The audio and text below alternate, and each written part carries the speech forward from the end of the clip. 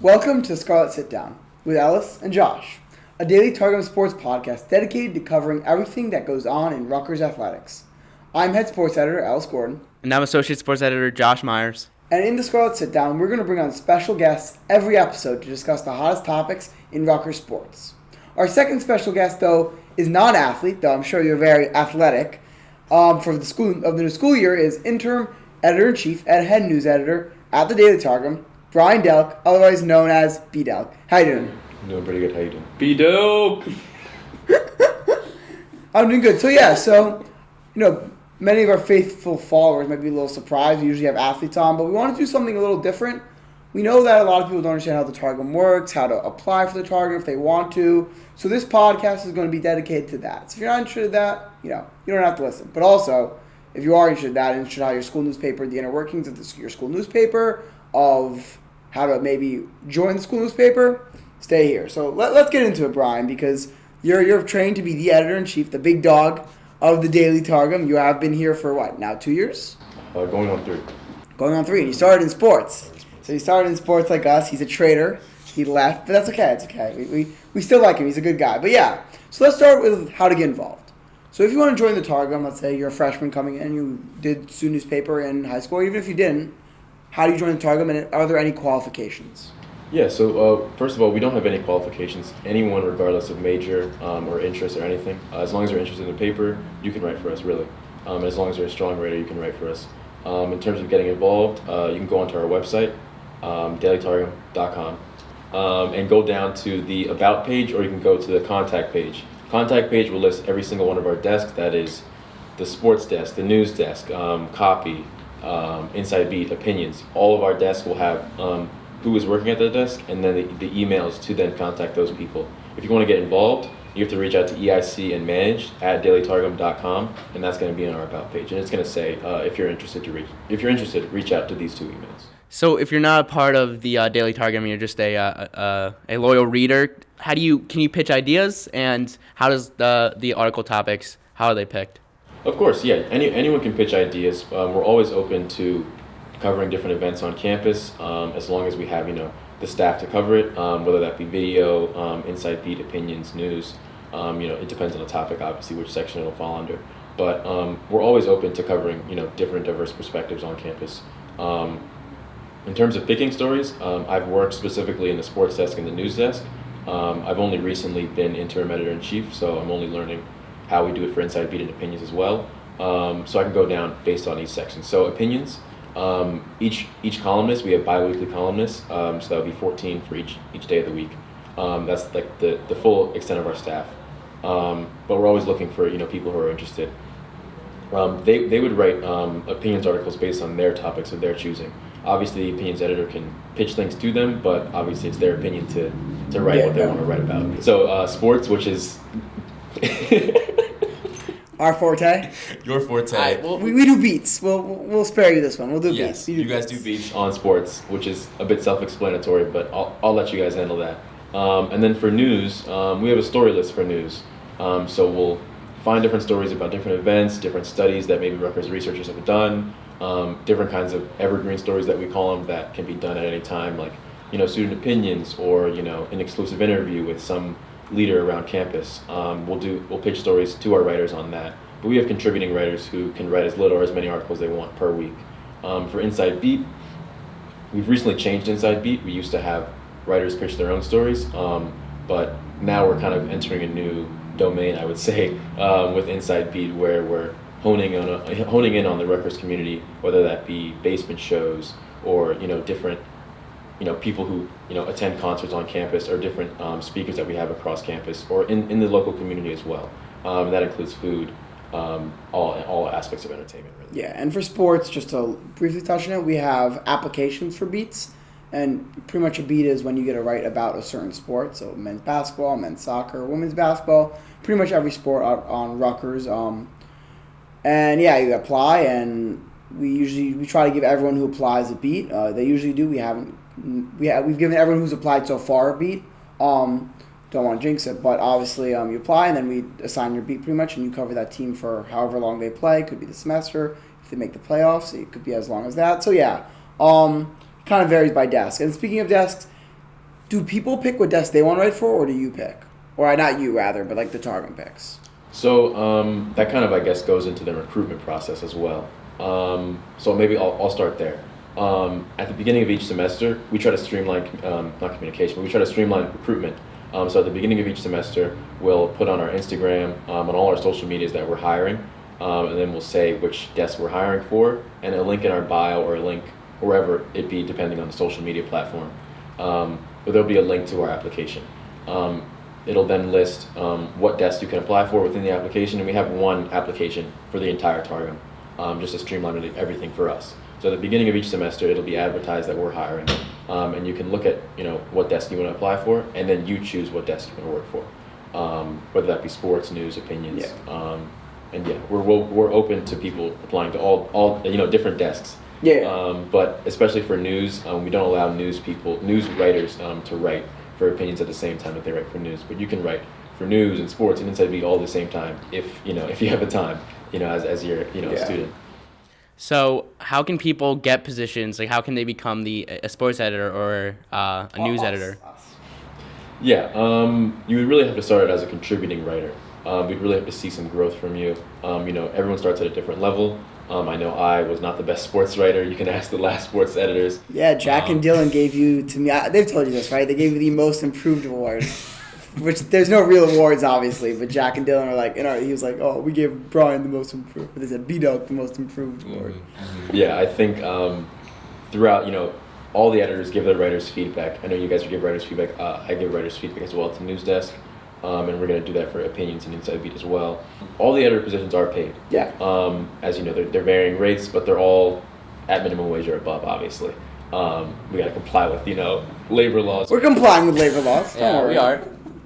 But, I would say, it's going to be a cliche answer, but I mean dedication, showing that you care about the paper and you care about the people within the paper, to then be able to move up to a position where you could lead people. And then bring on people, and then be the one to give people the most improved award through various feedback and through various communication with them. But I would say, being open to feedback, taking in criticism, communication is key. I mean, we're a newspaper. Communication is... It's a big one that seems obvious, but a lot of people, I would say, don't necessarily do well. Yeah, and... At the same time, we're all full-time students. I mean, everyone that writes here, everyone that works here is either an undergraduate or we have some graduate writers as well. But we're all full-time students, so we understand that, times are tough sometimes. It's midterm season, almost every season it feels like. So, but open communication, and then, communicating back and forth with us is really, really important. And we like to see that when we're picking out who to choose next. And finally, we're very visible on campus, obviously. What is I feel like a lot of people, I didn't, at least when I was a beat writer and wasn't coming to the office, don't know how the sausage gets made. That's the saying, right? It's an interesting term, Ellis. No, that's the saying. What's the editing process? Obviously, it's different. That's a saying? Yeah, how the sausage, you didn't know that? Now I do. Yeah. So I'll finish then. So you finish. Brian, how is the sausage made? Yeah, what's generally, obviously it's different for every news opinion, but what's generally the editing process at the Targum when you get an article from a beat writer or from an editor? Now, is the sausage grilled or is it fried? Do you fry sausage? You don't fry. I don't think you fry sausage. I mean, you can fry sausage. You can fry anything. If you can fry Oreos, you can fry sausage. That is very true. You should put that in a quote book. Maybe. I'll let you answer, Brian. Yes, it does vary from desk to desk in terms of how many hands it's going through. But I'd say mainly it goes from the writer will write the story, and then they'll pass it off to the editor, us, depending on the desk, obviously, and then we'll hand it off to a copy desk. And we have copy editors we have two and three. We're expanding roles because we're trying to expand production as well. We have at most, or at least two copy editors that'll fact check, verify what information is said, verify that everything is factual within the article, and then they'll hand it back to either a editor-in-chief or a managing editor, or they'll hand it back to the editors that handed it to them in the beginning. So it'll go from the editor to the copy editor, and then back to another editor, and then after that, we'd say it's like the third hand that it's been through. It'll then be read through one more time, make sure everything is factual, everything is copacetic, and then they'll then schedule that to be published on our website. Yeah, so it goes through like at least 4, not hands, but 4 looks. 4 or 5 more. Usually more, but yeah. So now let's get to more fun questions. Obviously. So first off, we got 2 fun questions for you, I think. Yeah, 2. We ask every guest here, and you're not an athlete, but you're still a distinguished guest. No, wait, no. Actually, I want to talk about that. He is an athlete. Remember, WRC Targum game. Oh, yes! We got to talk about that. So Come on Brian, now. So we have a WRC Targum game, very, very competitive. We needed some more recruits. We say, B-Del, come play. No one's seen him play. No, I'll tell a story. Yeah, you tell a story. So literally the night before the Targum game, which was going to be played at the Jersey Mike's Arena, and it was really cool, by the way. Why don't you pull up? I was like, hey, B-Delk. I was like, hey, B, like, you want to play? Like, literally the day before. And he's like, yeah. So I had to quickly get his, like, information into the guy who's doing the play-by-play at the stadium, which is cool. And the radio guys as well who were calling the game.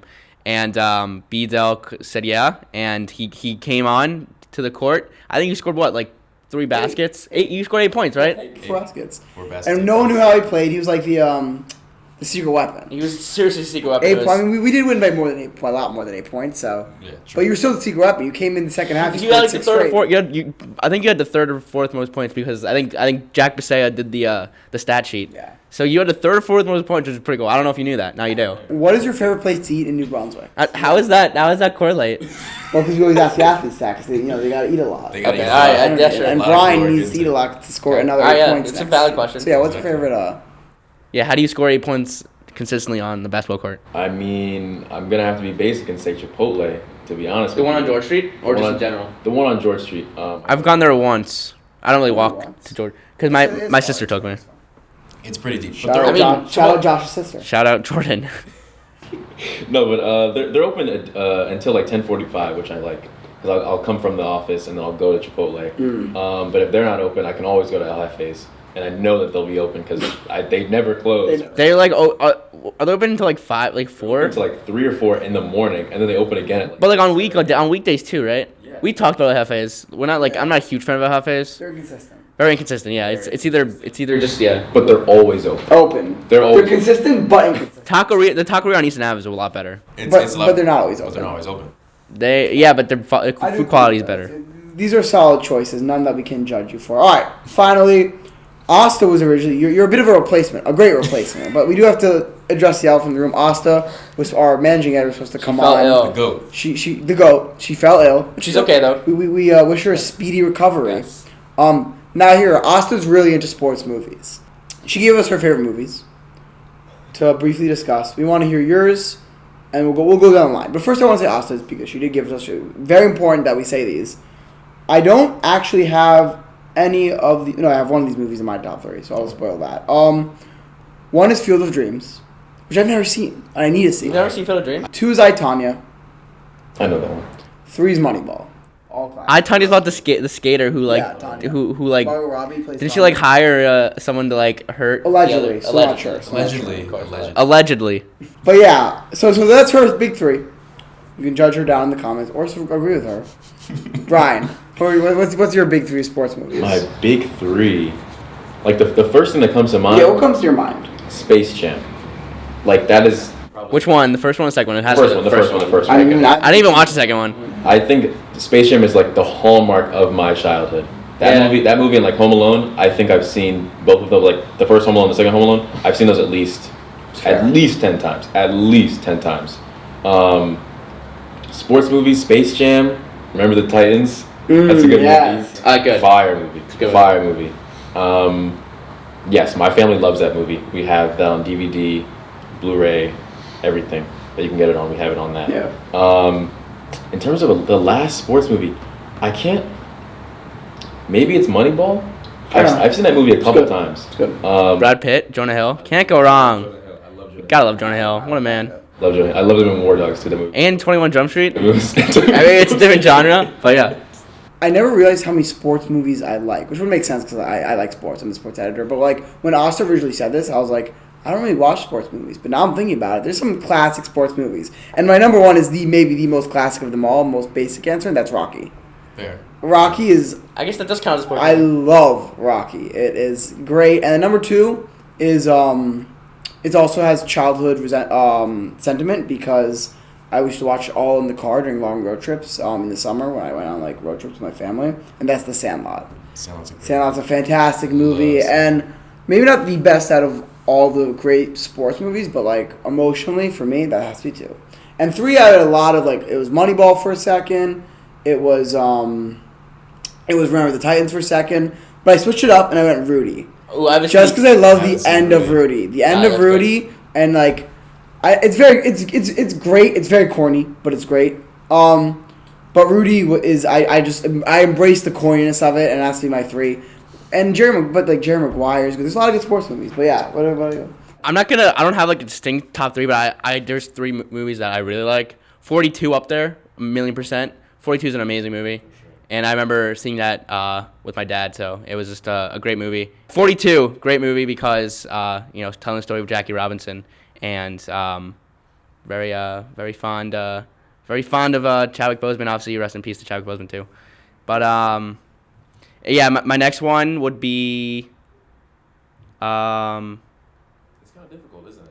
It is very difficult. Yeah. What else was saying? I feel like I don't really watch that many sports movies, but then when you try to Think about it, like wow, I've seen a lot. You've seen a I lot. know. Yeah. All right. Listen, that was very productive sports movie. A lot of Moneyball. I think that was our most, which is fair. It's a great movie. But yeah, leave in the comments. Like and subscribe. Leave in the comments what you think about each movie. Do you agree? Do you disagree? Or do you have your own? Yeah, all that stuff. But anyway, thanks for watching or listening to the Scarlet Sitdown with Ellis and Josh, your podcast for everything Rutgers athletics. Thank you, Brian, for coming on, and good luck for the rest of the semester. I mean, I will be seeing you, but regardless, our audience, good luck the rest of your semester as well. Don't forget to follow the Scarlet Sitdown on Spotify and YouTube at the Daily Targum, and Instagram at Scarlet Sitdown. Stay tuned for more podcasts in the coming weeks.